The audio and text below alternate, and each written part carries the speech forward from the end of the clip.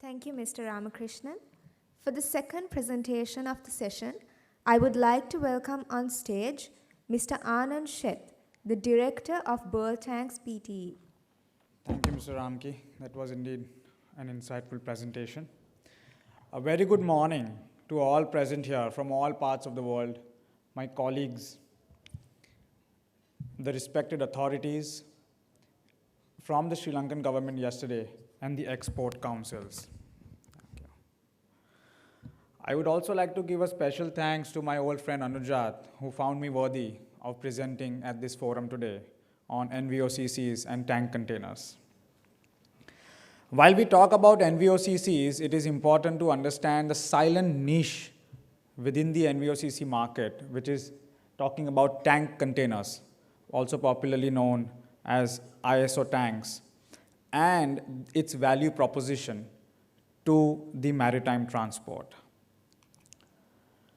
Before we dig deeper into the NVOCC and the ISO tank market, let's take a quick pause and understand a little bit about the evolution of the NVOCC industry.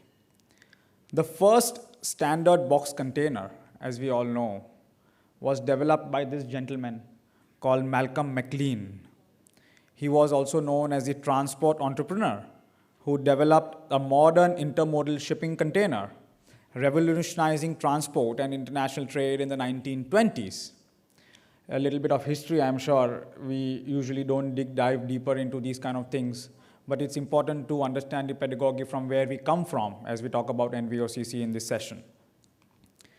By the mid-1950s, the containers were made as a standard box container, so it could be used as an outer packaging to the then traditional methods of unloading the contents of the truck into a ship and then again onto a truck for further transport. This enabled a more flexible mode of transportation, thus improving the handling and storage methods as well as eliminating the added cost of transportation.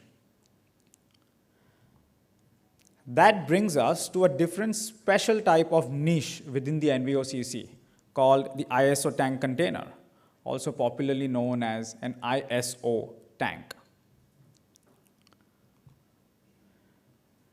An ISO tank container is a specially built container upon the standards of ISO, which is International Organization for Standardization. It is mainly used to carry bulk liquids, meant to transfer both hazardous as well as non-hazardous and various food-grade cargoes, distant places, right, all the way from Shanghai to Los Angeles or anywhere in the world. ISO tank containers are specially made up of stainless steel. Of course, they are also made in mild steel, but the most popular ones is stainless steel, as you can see in the image on the right. That is a man standing inside of an ISO tank container, so it's huge. It has various protective layers, various outer designs or different skins that are used on the ISO tank container based on the type of fluids it carries. The reliability of these mobile tanks is reflected through the ISO tank meaning, which straightforwardly mentions ISO, means standardization. If your business revolves around transporting fluids in huge quantities, then ISO tank is your best hope. Now, as we know what an ISO tank is, it's time we peek into some of the advantages of tank container and the value of ISO tanks to maritime transport. ISO tank containers have multiple advantages to carry liquid cargoes. The first of them is a variety of tanks, which we will talk about later in this presentation, where we see that there are different types of models, like all the way from T1, T2, T11, all the way up to T75, which can carry various types of cargoes, liquid cargoes, and gaseous cargoes as well. Cost effectiveness can be achieved by carrying bulk cargo to achieve economies of scale. The more cargo you carry in a single package, the less you pay per metric ton or per kg. No plastic or flexi bag is being used in this case, which makes this ISO tank as environmentally friendly product. Almost 90% of the cargoes that are listed in the IMDG code as on date can be carried in different types of ISO tanks, all the way from T1 to T75. So this product is having a wide range of cargoes that it can carry, which I will explain in the further part of my presentation. Safety is the most important aspect in using ISO tanks. The number of chemical transport related accident, leaks, pilferage that have been done during the time when ISO tanks was introduced have grossly reduced, and the simple design which was created probably a few decades back has slowly and gradually evolved to make ISO tank a much more safer product to carry chemicals. In addition to this, a major manufacturers of the world, like you can talk about Shell, you can talk about Petronas, you can talk about BASF, are trying to include ISO tanks in their transport and logistics contracts and making it compulsory for their vendors and customers to use ISO tanks, thereby increasing the inclusion of such kind of products in the supply chain of carrying chemicals. If an ISO tank is maintained well, it can run for at least 25 to 30 years, considering maybe last 5 years of refurbishment. This reduces the dependency on manufacturing an ISO tank container every few years and increases the ROI on an asset, making it much more convenient for people to make capex investments in these kind of assets. Unlike road tankers, ISO tanks are widely used across different modes of transports. Trucks, rail cars, and ships are all designed to transport ISO tanks, making it very convenient to switch different modes of transport in an operation. Last but not the least, as we know, ISO tank has a capacity of 25,000 liters. I'm talking about water capacity, which makes it incredibly efficient while transporting bulk liquids, reducing the cost and improving the efficiency by a great deal. So if you can see how we have completed the slide here, a tank container not only has 1 or 2, but at least 8 benefits listed here to make it a value proposition to carry chemicals in these kind of products. If you can see, I have sent some images here to explain what kind of tanks are available. This is a T1 tank. It's mainly used to carry wine and light liquids and food grades. A T3 tank is used to carry diesel, jet fuel, aviation fuel.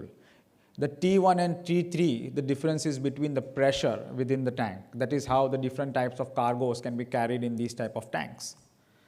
A T4 tank is mainly used to carry non-hazardous, food grade, edible and non-edible liquids. This is the most commonly used tank, a T11 tank. This is the bolt tank. It is used to carry hazardous, non-hazardous as well as food grade cargoes. Most of the fleet roaming about in the world is of T11 tanks, which is the most commonly used tank container. A T14 tank is used to carry highly hazardous chemicals. It does not have a bottom discharge valve, so it reduces the chances of leakage from the bottom. It reduces the chances of pilferage, thereby allowing transporters to carry highly hazardous chemicals in these kind of tanks. A T50 tank is used to carry refrigerants and gases. This big one is a T75 tank, which is used to carry LNG, liquefied natural gas, which is now the talk of the town everywhere. And I'm sure this product, although does not have too much inclusion in the transport today, but I'm sure in the coming days when people are talking about green energy and clean energy, I'm sure T75 tanks will have a big role to play in the Indian subcontinent to convert manufacturers and traders into green and cleaner energy. Lastly, we have a swap body tank. As you can see, this tank is jutting out from the sides. It is not under ISO dimensions. This is mainly used to carry lighter liquids, which have higher specific gravity. And it is mainly used in road and rail transportation in the US and Europe.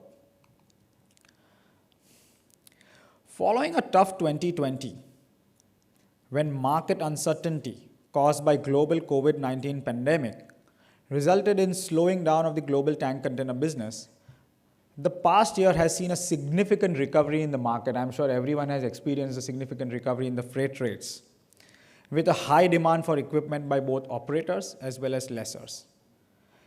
These issues, and especially container ship capacity shortage from Asia to the main markets of North America and Europe, have led to significantly increase in the freight rates. This has also helped the tank container industry, although very small percentage of the total NVOCC market is represented by tank container industry, but the global push in freight rates has also assisted the tank container industry naturally. Let's look at some numbers here.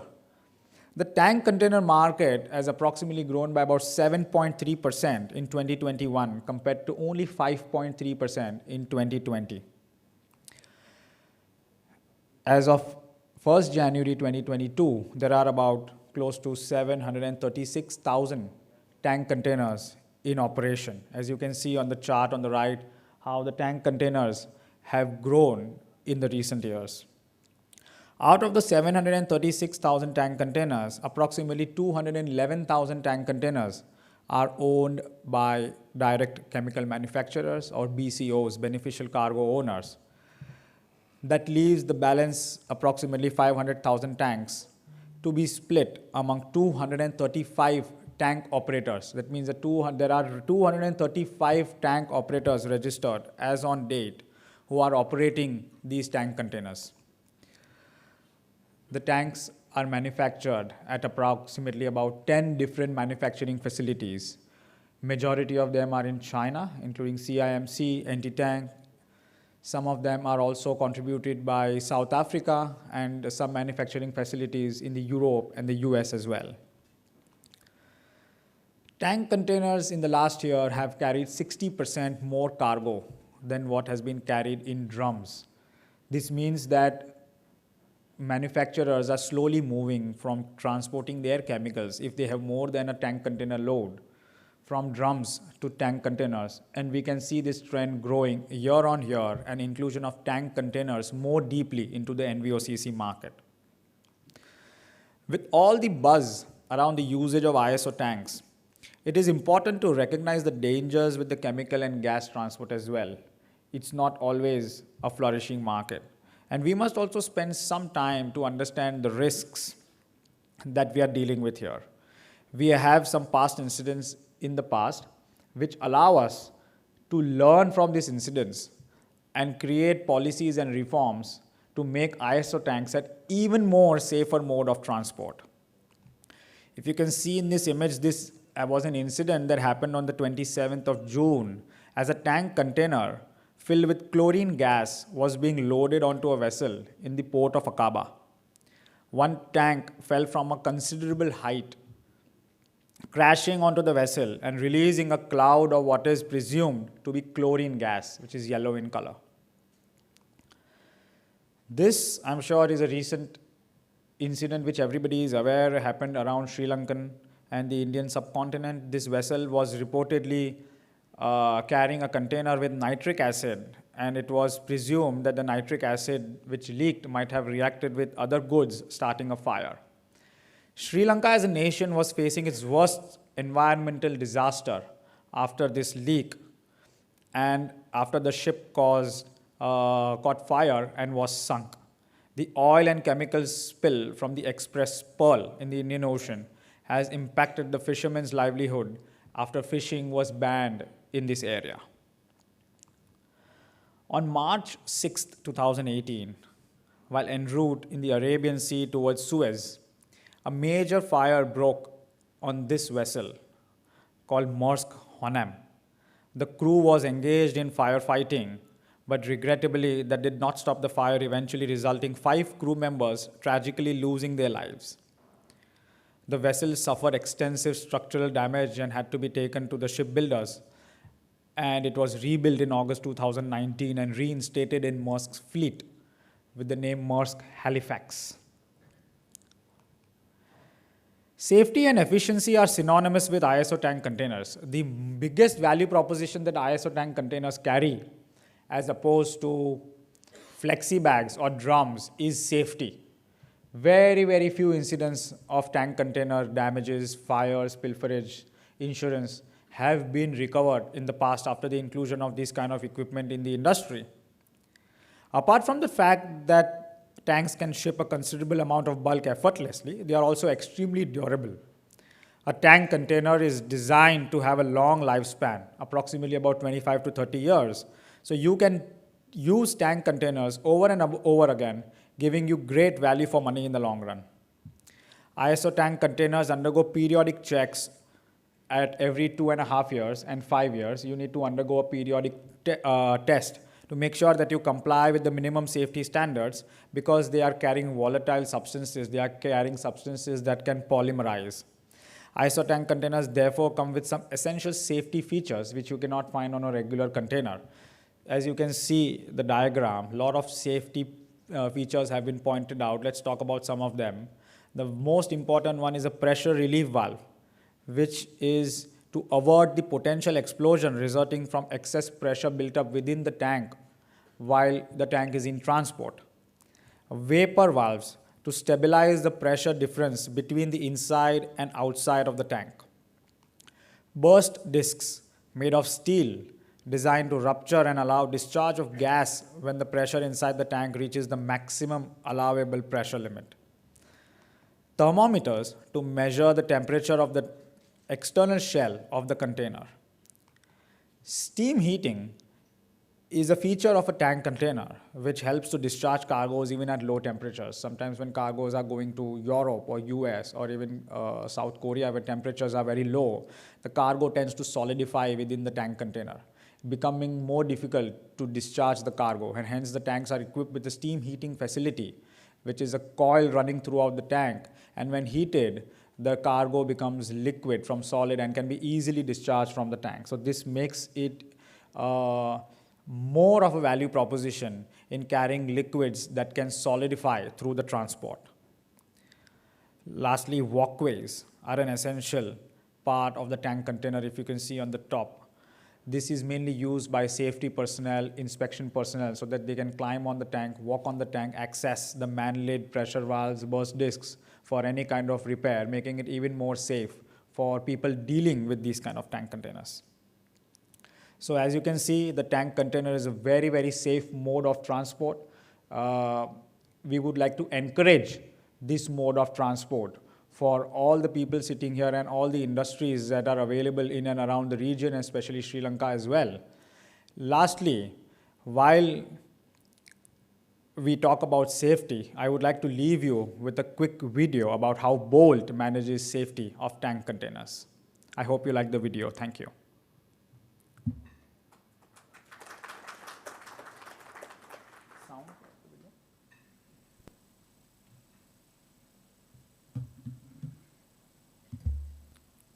Delivering the product safely and is one of the most dynamic and rapidly growing sectors in the world.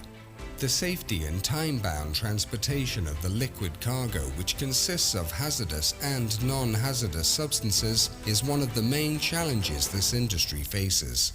Transporting bulk liquid requires sophisticated machinery, skilled personnel, experienced in handling unforeseen situations, and above all, ISO-certified tank containers.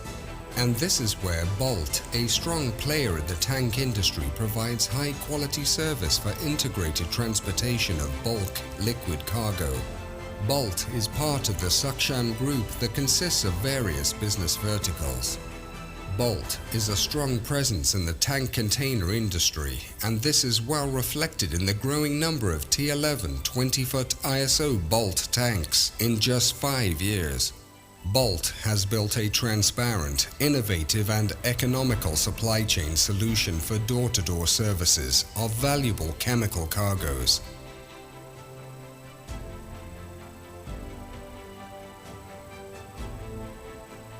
Bolt also has a tank tracking provision in place. All Bolt tanks are fitted with steam heating facility for easy discharge during low temperatures, full walkway for safety of ground personnel, high quality stainless steel material and fittings. With zero tolerance policy towards cargo contamination and malpractices, every tank's quality and cleanliness is maintained meticulously, ensuring safety of goods and personnel. Bolt handles and transports dangerous goods in accordance with IMDG and IMO regulations and is also certified by the Chemical Distribution Institute, CDI. Uncompromising personalized service with passion, innovation and technology. And that is Bolt. Thank you very much.